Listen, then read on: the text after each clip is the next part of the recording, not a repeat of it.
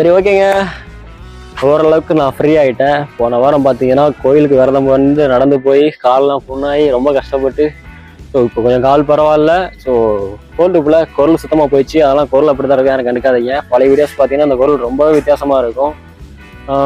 அப்புறம் சரி ஓகே, முக்கியமாக ஒருத்தர் கேட்டிருந்தீங்க அந்த பைக்கோட டூம் எப்படி கீழே இருக்கலான்ட்டு. ஸோ இதை பற்றின டீட்டெயிலான வீடியோவும் அப்புறம் இன்னும் கொஞ்சம் டீட்டெயிலான வீடியோஸ் விட நாளைக்கு காலைல ஷார்ப்பாக 9 மணிக்கு வீடியோவில் வரேன். அதெல்லாம் கண்ணாடி போட்டிருக்கேன்னு சீன் போடுறேன்னு நினச்சிடாதீங்க. 2 நாளாக வெல்டிங் வேலைக்கு போயிட்டேன், கண்ணை திறக்க முடியல, அப்படி கூசுது. அதுக்காண்டி தான் கண்ணாடி போட்டிருக்கிறேன். சரி ஓகே, ஹலோ யால், நாளைக்கு வீடியோவில் பார்க்கலாம்.